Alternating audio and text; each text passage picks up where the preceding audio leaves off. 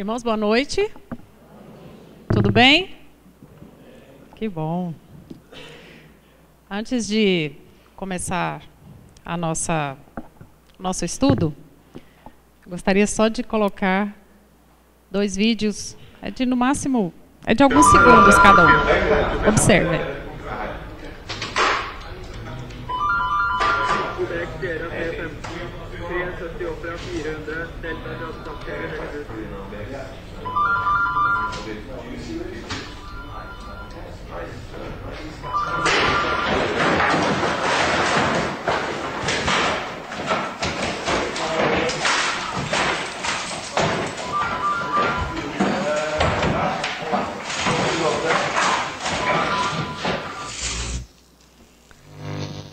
Ok.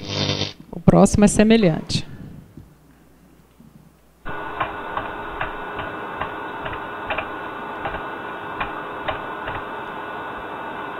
Ambos, pessoas idôneas no seu trabalho, preocupadas em cumprir suas tarefas.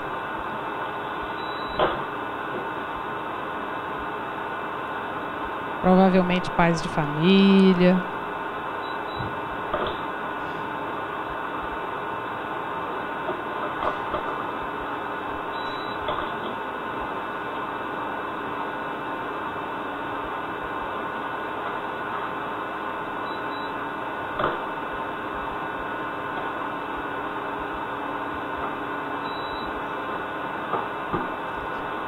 Ar-condicionado.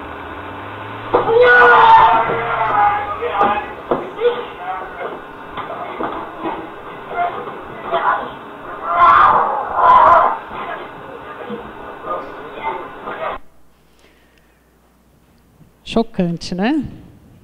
Engravatados. O que será que faz com que pessoas no ambiente de trabalho, pessoas preocupadas com a sua remuneração, com o seu ganha-pão, como eu disse, provavelmente pais de família, pessoas idôneas, percam a paciência de tal forma que partam para a agressão? O que será também que faz com que uma pessoa esteja dirigindo e por causa de uma fechada ou de uma buzina, de uma buzinada em uma hora, a pessoa desça do carro, empunhe uma arma e atire no outro? E por aí inúmeros exemplos são citados. Mas eu trouxe esses 2 exemplos porque nós temos o hábito de acreditar que atos de violência, de cólera, de agressão física, são atos que acontecem somente em camadas mais populares, desfavorecidas economicamente, usuários de drogas ou então bêbados. E aí, vendo essas imagens, a gente percebe que perder a paciência pode acontecer com qualquer um. Mas como nós não queremos nos enquadrar nesse grupo de qualquer um, não é? Queremos chegar o mais perto possível da perfeição, evoluir, enfim, fazer com que o nosso espírito compreenda o que é que nós precisamos fazer para não cometer esse tipo de ato, é que nós trouxemos hoje uma dica que Jesus já nos deu há muito tempo. Olha aí. Bem-aventurados os brandos, porque eles possuirão a terra. Bem-aventurados os pacíficos, porque serão chamados filhos de Deus. E será que esses 2 homens se esqueceram disso? Naquela hora de ira, de cólera, de raiva, de perturbação? Vamos tentar entender por que as pessoas fazem isso e por que outras, mesmo passando pelas mais absurdas situações adversas, conseguem manter a calma. Quem aqui já perdeu a calma? Ok. Muito bem. Aí é o seguinte, quando nós começamos a estudar o Evangelho, nós paramos em 2 situações contrárias. A primeira é que Jesus diz assim: bem-aventurados os brandos, né? Porque eles possuirão a terra. os pacíficos, porque serão chamados filhos de Deus. Mas e quando a gente olha para a realidade, o que a gente vê? Que os guerreiros, que os fortes, que os ousados, que os duros, são justamente aqueles que conquistam primeiro as terras, as mulheres mais bonitas, não é? Os melhores cargos. Mas e aí? Será que esses é que fazem a história? A história tem inúmeros exemplos de pessoas assim. Mas também tem inúmeros exemplos de pessoas brandas, pacíficas, mansas, que pregaram a paz, o amor, a harmonia, a fraternidade, mas que também mudaram a história, mas que também fizeram a história. E aí fica a questão, é possível então transformar a história, mudar a história, fazer a história, sem ser esse guerreiro, sem derramar sangue, sem matar, sem ter toda essa violência? E aí? Vamos ver. A diferença entre eles nós já sabemos. Mas uma coisa eles têm em comum: a busca pela liderança de um grupo para fazer com que essas pessoas pensem da mesma forma que eles. Mas os dois são gênios, porque os dois conseguiram fazer, tanto esses guerreiros quanto esses santos, eles conseguiram fazer com que as pessoas o seguissem. Um sendo um herói e o outro sendo um santo. E aí que heróis nós temos muitos, não é? Todos os dias. Os heróis anônimos, os heróis conhecidos, os heróis que se divulgam e aqueles que até não promovem a própria propaganda de si mesmo, mas que são reconhecidos. E tem aqueles que são os santos, que não buscam nenhuma publicidade, mas que às vezes no silêncio do seu ambiente de trabalho, nas madrugadas, nos trabalhos aos finais de semana, nas ações voluntárias, se santificam e acabam por se tornarem heróis. Não é? Então, se nós analisarmos hoje, em níveis mundiais, onde é que nós estamos em termos de paz, para ver se quem está vencendo é o gênio, é o santo ou é o herói, nós temos um mapa mais ou menos assim, olha, onde em determinadas regiões existe paz, muita paz. Outros nem tanto, e outros não têm paz há muito tempo. Né? Então os irmãos podem perceber aí que o Brasil está numa cor aí meio alaranjada, né? Não é um marronzinho aí? Ou seja, a nossa paz ainda é muito baixa, comparada ao parâmetro de outros países. Não é? Comparada ao passado, pode até ser que nós estejamos melhores. Mas se comparados a outros países, a outras regiões, nós ainda não estamos numa situação muito boa, não. A paz para nós aqui ainda é uma busca, ainda é um problema. Né? Se olharmos, então, para regiões ali da Europa, da Ásia, a situação também não está muito boa. Mas olha a América do Norte, está bem melhor, né? Então, assim, partindo desse reconhecimento de que nós não estamos num ponto muito bom de paz, né, a partir desses estudos, então significa que essa mensagem de Jesus serve para nós, não serve? Precisamos ser brandos e pacíficos, de maneira direta ou indireta, mas precisamos. Aí, olha só. Opa! Aí, se nós pegarmos algumas figuras que simbolizam essa característica, esse caráter de pessoa de paz, de bem, nós poderíamos perguntar o que essas pessoas têm em comum, que fizeram a diferença, que fizeram a história e mudaram a história, ou seja, seguiram o que Jesus falou, foram brandos e pacíficos, herdaram não só a terra, não só foram chamados filhos de Deus, mas conseguiram muitos seguidores. No decorrer do estudo, nós entenderemos o que é que essas pessoas têm em comum. Quem sabe nós possamos, com fama ou não, chegarmos a esse ponto, né? De forma anônima ou não, chegarmos a levar a paz, talvez não para o mundo inteiro, mas para o nosso mundo, né? Ao nosso redor. Aí Jesus começa assim, a explicar exatamente o que seria ser esse brando, ser esse manso, ser esse pacífico. E ele resgata lá dos 10 mandamentos, ouviste que foi dito aos antigos, não matarás. E quem matar será réu de juízo. Pois eu te digo que todo que se ira contra o seu irmão será réu do juízo. E quem disser és louco, irá para o inferno. Aí, ele chama a atenção, mas nem para o não matarás, porque essa coisa de não matar é coisa dos antigos. Ou seja, ele já considerava que o matar é o limite, né? O mínimo que a pessoa precisa fazer, não matar. Mas ele quer de nós uma atitude mais além, uma atitude um pouco melhor. Além de não matar, não se irar. Não desenvolver a cólera, a raiva, o ódio. Porque uma coisa pode levar a outra, não é? Então ele resgata na literatura antiga e pede que nós demos um passo além. Aí ele também continua explicando que essa capacidade que o indivíduo tem de não se irar com os irmãos, com as outras pessoas do mesmo grupo que ele, essa pessoa tem determinadas características que são importantes e que devem ser desenvolvidas aos poucos, como, por exemplo, a doçura, a moderação, a mansuetude, a afabilidade e a paciência. Aí os irmãos viram no vídeo que tanto um quanto o outro, né, que atacou, a princípio ele até teve paciência, né? O outro estava lá falando no telefone, no computador, e o outro lá falando no telefone também, jogando papelzinho. O outro está lá concentrado, mexendo, liga o ar-condicionado, o outro desliga, e ele continua, né? Então não foi de uma vez só. Foram 2, 3, 4 vezes que ele tentou segurar a paciência. Aí aconteceu o que aconteceu.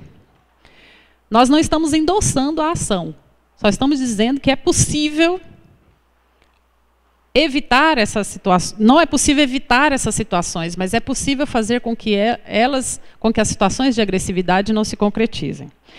Aí, a consequência do indivíduo que não segue a doçura, a amabilidade, a mansuetude, a afabilidade, a paciência, olha aí o que dá. A violência, a cólera. E aí, ele diz que isso não é bom, não se encolerizar, não ser agressivo, não ser violento, isso não é bom, porque qualquer expressão, qualquer manifestação de descortesia é contra o Evangelho. Nossa, então Jesus fala até porque nós precisamos ser corteses, né? Educados, cavalheiros e damas uns com os outros. Não é possível que com todas essas lições nós não consigamos chegar aonde nós queremos. Aí, olha só. Se irar com o outro. Jesus até fala no Evangelho que qualquer um que disser aquela palavra raca, né, que era um hábito que as pessoas tinham de cuspir para o lado e falar assim, ou seja, desprezando o outro, né, você é digno de ser cuspido na terra, jogado fora. Jesus condenou veementemente esse tipo de expressão. Às vezes até as pessoas não usam esse termo assim, raca, mas fala... despreza assim, falar, isso aí não está com nada, né? E às vezes a outra pessoa sente o desprezo. Aí a gente para pensar, né? Por que uma simples palavra pode ter tamanha da gravidade para merecer tão severa reprovação? Isso é Kardec nos levando a refletir e a pensar sobre o assunto. Porque às vezes os palavrões surgem mais como uma cultura familiar do que como um hábito individual. Às vezes, se os pais têm o hábito de promover xingamentos, os filhos aprendem. Porque se os pais não têm esse hábito, se os filhos aprenderem na rua e chegarem em casa falando, os pais vão impedir que ele continue falando isso, ou seja, vão chamar a atenção. Então, a gente pode entender sim que o palavrão está mais ligado à cultura familiar, a hábito, do que à questão genética. Ou seja, significa que nós precisamos ser brandos, pacíficos, ser dóceis, ser mansos, né? Não podemos utilizar palavras de agressividade, nem se irar contra o nosso semelhante, e nem tratá-lo com desprezo, e nem chamar ele de louco, certo? Então tá bom. Porque todo sentimento negativo em relação ao semelhante, que é também filho de Deus como nós, ele exprime algo que seja contrário à lei de amor e caridade. E é justamente a lei de amor e caridade que regula todas as relações, não é isso? Essa regulação das relações é o que faz com que a nossa evolução coletiva aconteça. Como eu já disse aqui outras vezes, nós não evoluímos individualmente. Nós não conseguimos fazer assim, a partir de hoje, eu decidi evoluir. Eu vou para o deserto, ficar lá como um eremita, comer apenas gafanhotos e eu evoluirei. Se não conviver com as pessoas, fica difícil.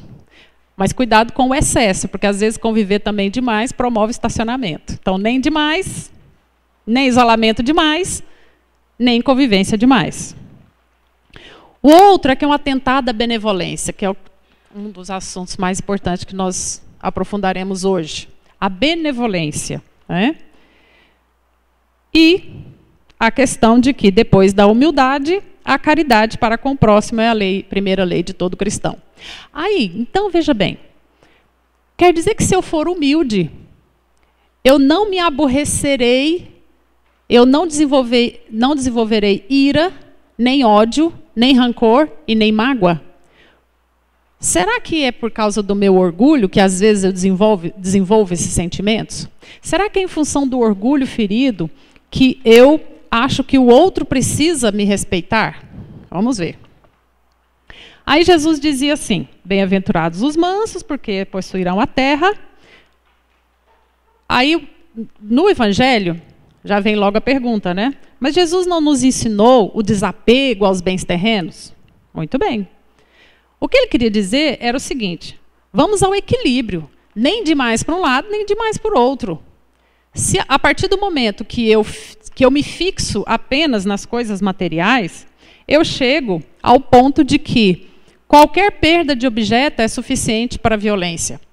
Qualquer alteração das minhas coisas é suficiente para eu esbravejar e para eu xingar. A partir do momento que eu promovo o desapego, os irmãos podem perceber que as discussões, as brigas serão bem menores. Já viram brigas de casais? É mais por coisas do que por ideias? Já viram?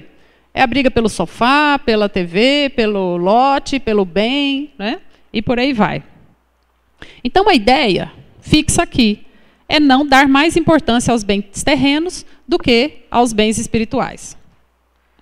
Muito bem.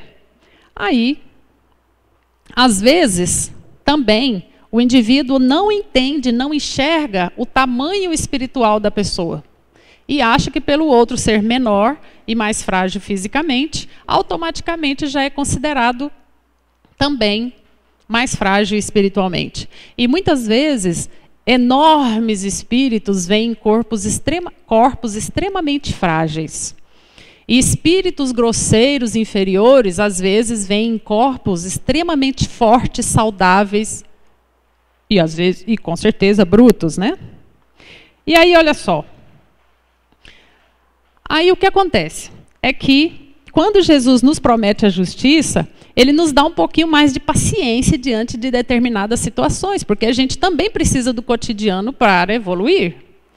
Porque, olha só, é muito fácil ser campeão de natação em uma banheira, não é? Nadando da banheira de um lado para o outro. Parabéns, campeão de natação. Quero ver ser campeão de natação na correnteza, nadando contra a correnteza. Então, às vezes, o indivíduo que nada contra a correnteza tem mais mérito do que aquele que nada só na piscina.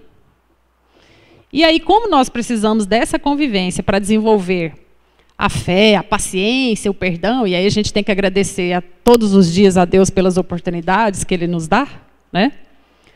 Eu tenho um colega que ele, quando alguém fala uma bobagem perto dele, ele fala assim, eu tenho que agradecer a Deus, porque eu tenho audição perfeita, né? Tem tanta gente que não ouve.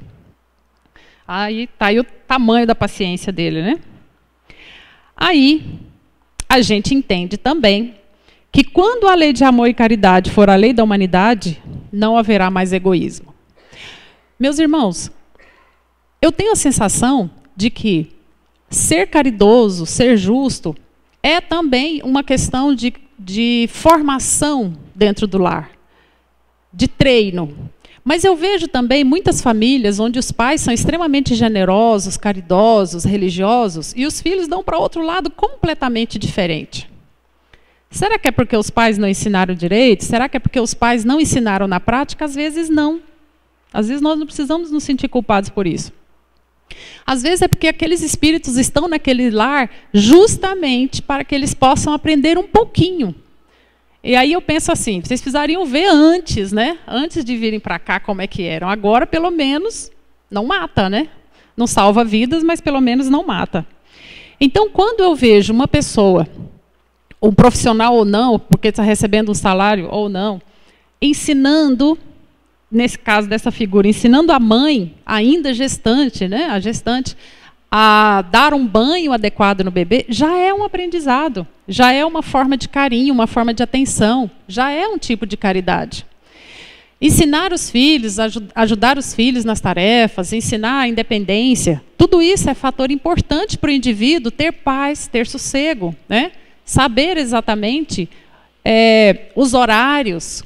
Muitos filhos choram muito porque as mães são disciplinadas às vezes, né? Não fazem as atividades todas nos horários. E aí que não há necessidade de oprimir o outro, oprimir o colega para o outro aprender. Porque todos nós estamos em fase de aprendizagem. Até os nossos pais, os nossos avós ainda estão aprendendo, eles ainda estão em evolução, eles não precisam saber tudo. Não é porque você é o chefe que o outro que está entrando agora tem que agir como você. Olha a diferença, não é? Às vezes o empregador quer que o empregado pense e haja do mesmo jeito que ele, tendo cuidado com as coisas, vendendo bem. Calma, é por isso que um é um e o outro é o outro. Então, o que o outro precisa aprender, vai aprender com você. Então, é preciso sim ter paciência com as pessoas. E às vezes também, da mesma forma que o empregador não compreende as limitações do empregado, o empregado também às vezes não compreende as responsabilidades pesadas que o empregador tem, que chegar no final do mês ele tem que providenciar, né, o dinheiro para pagar o salário. Então, essa questão da exploração, do espinzinhamento, né, da falta de caridade um com o outro, ela reflete, sim, às vezes, no nosso ambiente de trabalho. E é nesse momento que nós precisamos treinar a paciência, a fé, a caridade, né? E aí, de repente, se nós treinarmos isso em casa, no ambiente de trabalho, na rua, onde quer que nós formos, talvez a gente chegue a um ponto onde a Terra será um local melhor de se conviver, né? Onde uma simples conversa não precisa terminar em discussão ou em subir em cima da mesa e agredir o outro. E Jesus prossegue, então, com seus ensinos, e Kardec, utilizando esses conhecimentos, busca as instruções dos espíritos, que eles dizem assim, sobre afabilidade e doçura. Tudo bem, parabéns, é afável, é doce, é gentil, mas a gente também precisa ter cuidado e enxergar um pouco mais além. Eu acho o texto assim até a princípio pessimista, mas é uma realidade, porque às vezes aquele pacífico, ele não é passivo, ele não é pacífico verdadeiramente. Ele sorri pela frente, mas por trás ele age de maneira negativa, né? Então, às vezes, essa afabilidade ela fica só em nível das aparências, como os próprios espíritos nos instruem. Então, essa afabilidade, essa doçura, essa mansuetude, ela precisa ser original, verdadeira, né? Olha aí, a própria instrução, né? Os pequenos problemas de corrupção, eles começam assim, né? A pessoa se diz honesta, mas na primeira oportunidade, ela esconde parte do dinheiro. Ela se diz calma, mas na primeira contrariedade, ela explode. Ela se diz fiel até o momento que uma mulher muito bonita se insinua para ele. E por aí vai, né? Então, assim, nós sabemos exatamente se uma pessoa é ética ou não nos momentos de dificuldade, porque enquanto estiver tudo em brisa, né, tá ótimo. Convivendo só com pessoas honestas, é fácil ser honesto. Quero ver você conviver com pessoas desonestas o tempo todo. E aí com aquelas frases que eles vêm assim, o que tem? Ah, é só uma vez. Todo mundo faz isso. Então, assim, nós estamos aqui no mundo justamente para isso. E nós somos testados o tempo inteiro. Basta você ter um comportamento correto e ético e você é testado o tempo inteiro. Bons namorados, bons esposos, não é? Que dialogam com as suas esposas, tem sempre um amigo para falar assim, mas lá na sua casa quem manda é a mulher, né? Aí começam. Um começa a mexer com o outro, né? E aí, essas relações, às vezes, elas são incoerentes com aquilo que o Espírito quer. O Espírito quer sim ser uma pessoa branda, pacífica, quer sim ser uma pessoa de bem, mas não passa nos testes. Então, as contrariedades do dia a dia, elas acontecem para nós treinarmos. Então, a vontade realmente é de, às vezes, agredir o outro. Mas a partir do momento que você não agride mais fisicamente, parabéns. O próximo passo é não agredir verbalmente. Se você não agride mais nem verbalmente, parabéns. O próximo passo é não agredir por pensamentos. E aí você chegará ao ponto de que nem pensar de forma agressiva você pensa, né? Principalmente porque existem pessoas que só agridem aqueles que são frágeis. Jamais agrediria uma pessoa que o colocaria no lugar, né? Então, eles agem de uma maneira abusiva com uns, mas não abusam de outros. Por quê? Porque o outro não aceita, né? Na primeira agressividade, no primeiro abuso, o outro já olha e fala assim, olha, eu não gostei desse jeito que você falou comigo. Não é? E já olha e já põe o outro no lugar dele. Às vezes a pessoa fica assim, até sem graça, né? Fica rindo. Mas a gente precisa deixar bem claro quando nós somos feridos e quando não somos. Porque como é que a pessoa vai saber se nós temos estrutura para suportar aquilo ou não, né? É o que eu falo. Se a mulher aceita um berro, ela vai ter que aceitar um tapa. Aceitando um tapa, daqui a pouco é um empurrão, e de um empurrão para uma facada e um tiro é um passo, né? Então, assim, claro que a gente não quer isso. Mas é preciso dizer logo no começo, logo no início, do namoro mesmo, se eu vou aceitar ou não ser agredida ou não, né? Uma agressão física ou verbal. E pronto, né? Porque às vezes a pessoa pede desculpas, né? E recomeça, mas daqui a um mês está de novo. Então, esse negócio não vai dar certo, né? Ossos serão quebrados. E por aí vai. E aí as pessoas às vezes têm a desculpa, né? Eu sou bipolar. A bipolaridade é uma doença, né? Ela é uma doença diagnosticada, né? A pessoa tem que tratar. Às vezes é humor instável mesmo, né? Porque existem determinadas características que decifram o transtorno bipolar. E mais, às vezes, dependendo da situação, a pessoa precisa realmente ter atitudes diferentes. Mas está sorrindo aqui, daqui a pouco está chorando, está brincando, daqui a pouco está fechado, grosseiro. Isso aí a pessoa tem que buscar um tratamento e pode ser até obsessão, né? Atrai tantos espíritos que de manhã atrai um zobeteiro, à tarde atrai um bastante inferior. Então, à medida que ele vai passando pelo dia, ele vai sofrendo as influências, né? Então, vamos ter cuidado com isso. Aí, o Evangelho nos deixa bem claro que, às vezes, nós temos que passar por essas situações mesmo, que a dor nos ajuda, nos esclarece, nos orienta, né? Nos faz amolecer um pouco o coração, né? E aí que a gente tem que desenvolver a paciência.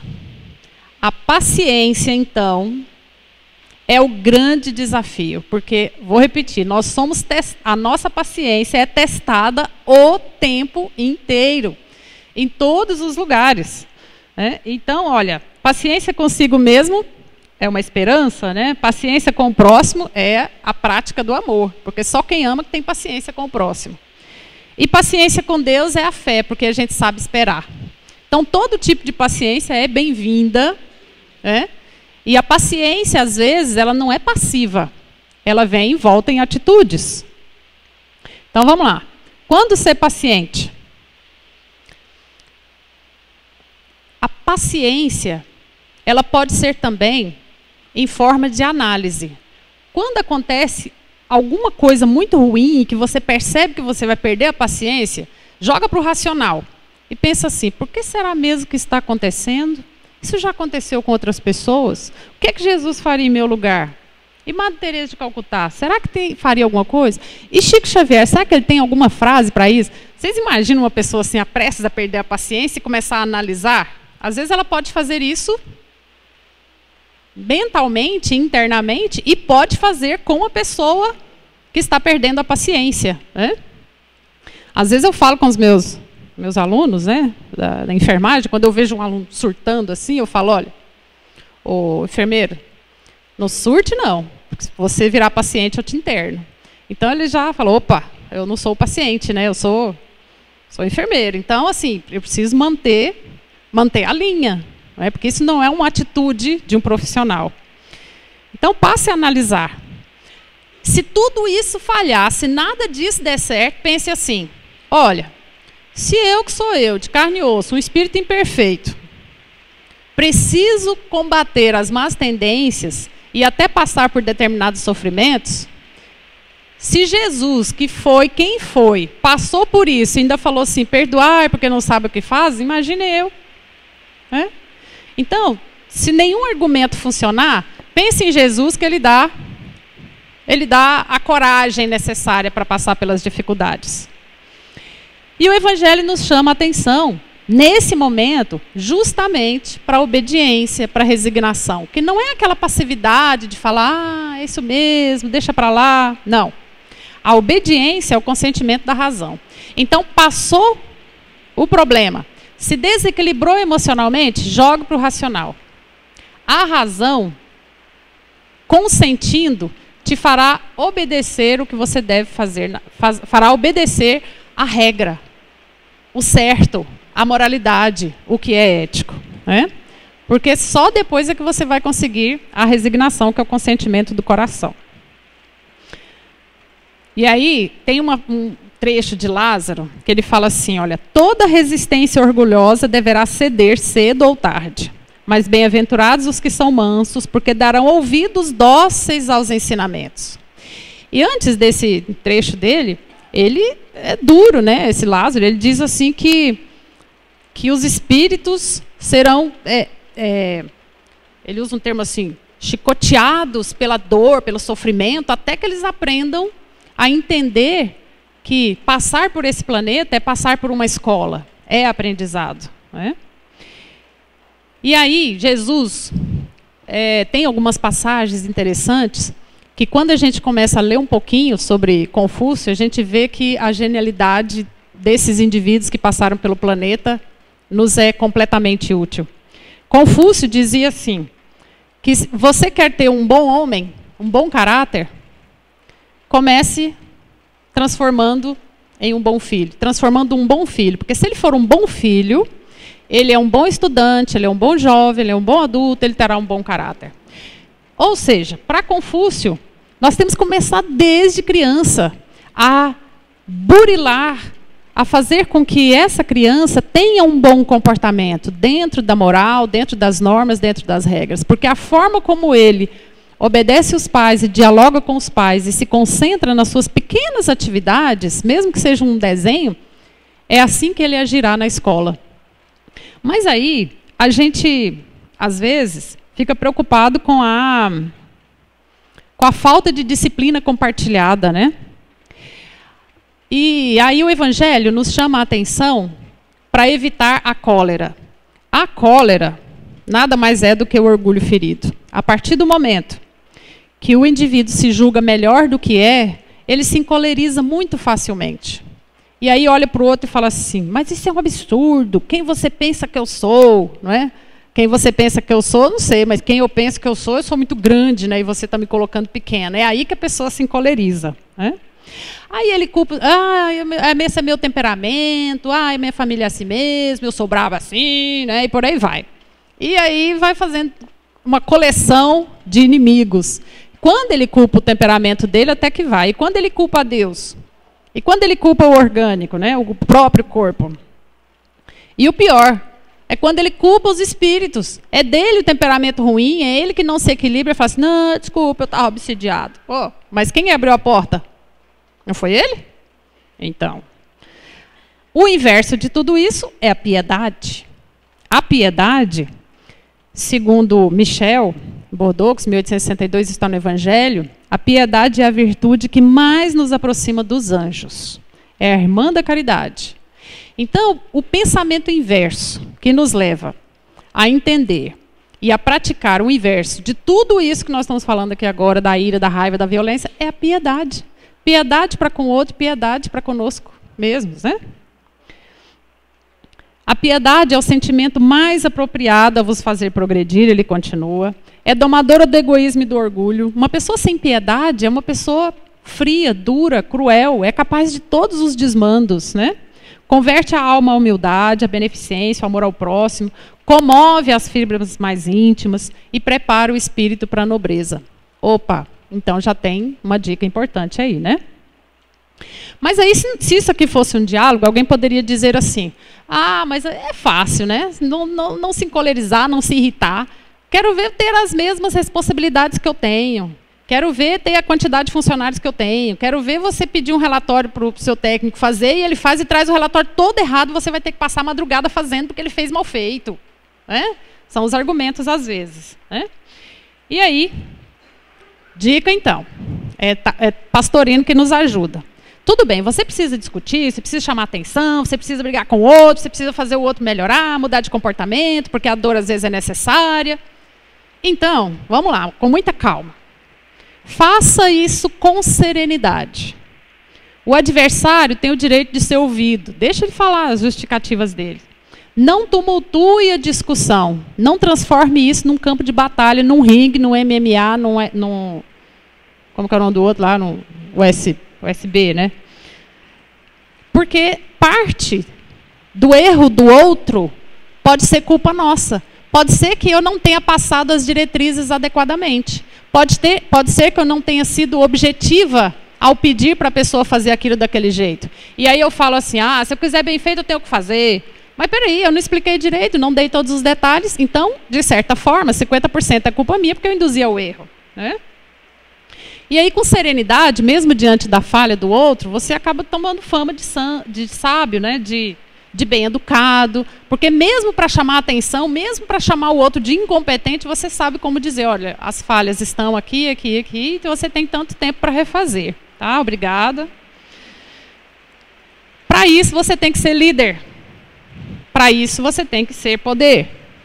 Tem que ter poder. Tem que ter carisma para conseguir tudo isso. Bom, o poder é você conseguir que a pessoa faça do jeito que você quer, por coação, ou por força, ou porque a pessoa não tem outra opção. Já a autoridade é quando você consegue que a pessoa faça aquilo que você precisa com boa vontade. E aí você não precisa xingar depois porque a pessoa fez mal feito. Que chuva maravilhosa.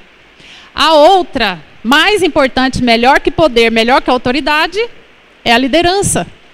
Porque você consegue que o outro faça exatamente do jeito que você quer, mas ele faz isso com entusiasmo. E até melhora, e até supera. Né? Então, o que é melhor? Poder, autoridade ou liderança? Né? Liderança. E foi isso que essas pessoas tiveram. Uma liderança espetacular, uma autoridade incrível. Né? Eles influenciaram, porque foram pessoas honestas, foram organizadas e objetivas. Às vezes a mesa do chefe é uma confusão, uma bagunça danada, não acha nada e fica nervoso porque não acha, mas não acha porque não organizou, não é? Elas fornecem um bom exemplo, elas são comprometidas, são boas ouvintes. Saber ouvir é uma arte, né? Conquistam a confiança das pessoas porque, primeiro, elas fazem o certo, respeitam, ajudam, são positivas e gostam do ser humano. Então, o brando e o pacífico têm também essas características, né? A outra característica importante para você ser brando e pacífico e não perder a paciência é ser disciplinado.